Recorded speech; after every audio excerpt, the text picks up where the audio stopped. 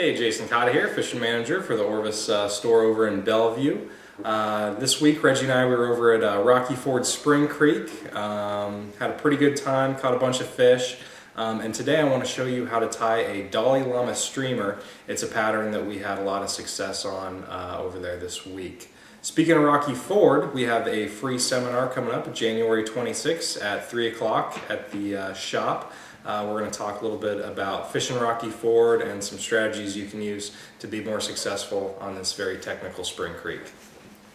So the first step in tying this fly is actually tying the tail, and it's pretty simple because all we're going to do is tie a zonker strip right to this hook. So just go ahead, start, give yourself a nice thread base,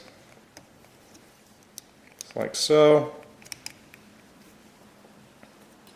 Trim your excess. Now I'm going to take a zonker strip, and what I'm going to do here is pull these fibers apart because I want to tie this in on top of the hook, but I don't want to just go ahead and wrap and trap all those fibers. So just go ahead, separate those fibers,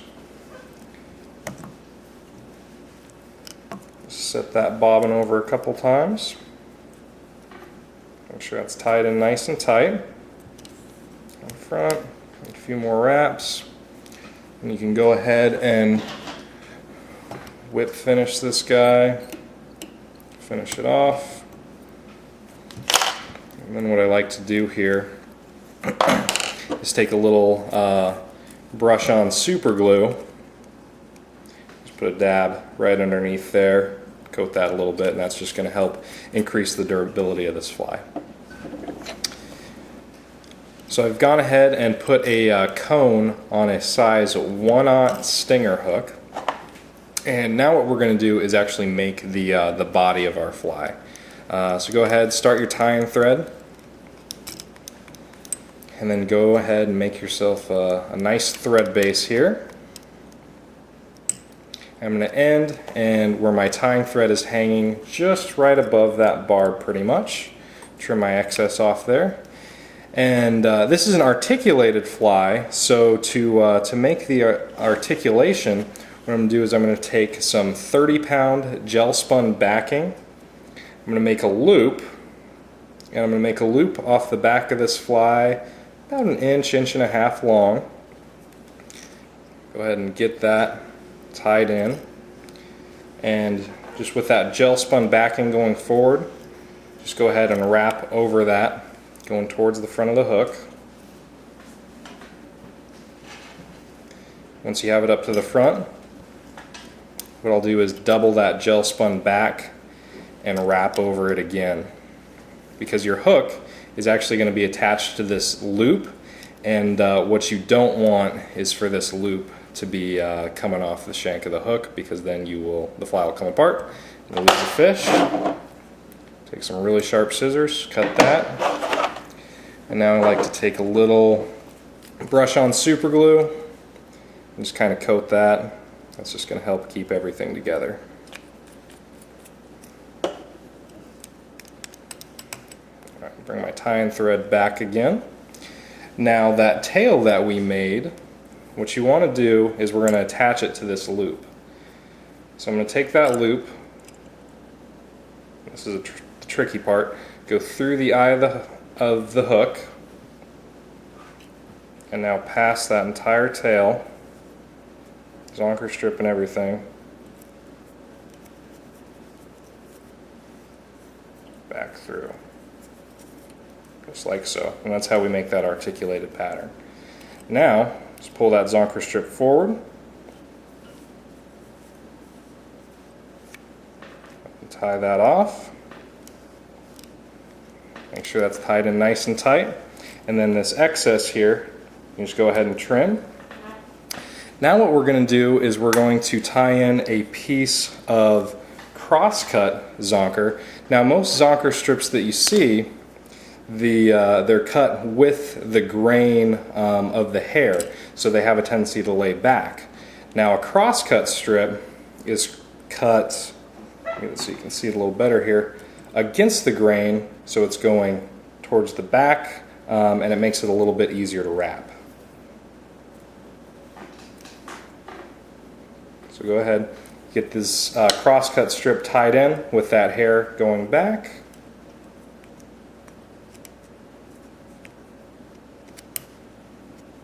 So that's tied in nice and tight. I'm going to advance my tying thread to just behind the cone, and then I'm going to go ahead and wrap that crosscut zonker forward, and each wrap just going right in front of the other. Make sure it's nice and fluffed up there. And I'm going to go right up against that cone. Go ahead and tie that off.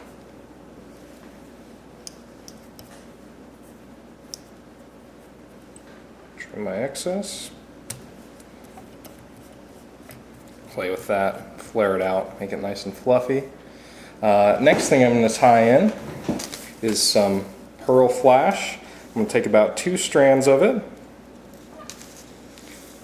and then right in the middle on the side of that hook, but tie that in, pull it back, and then you just want that about the length of the fly. Do the same thing on the other side.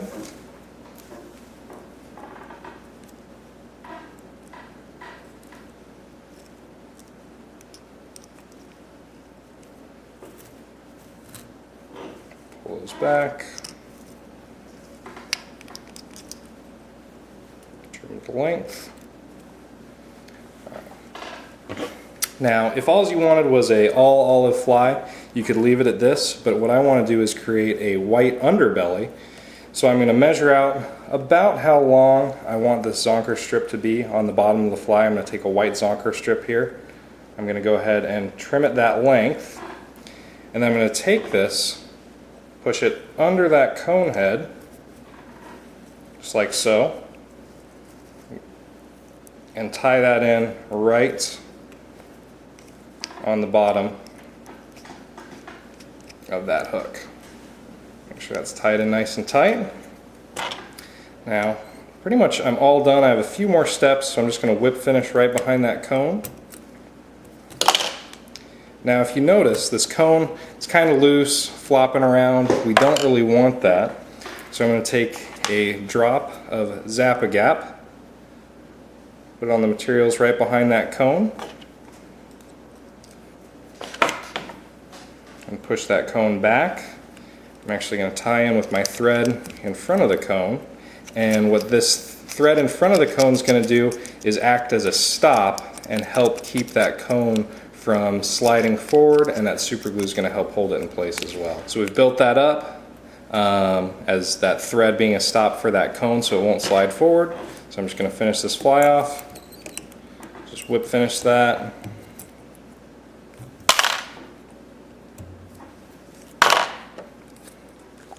Little head cement.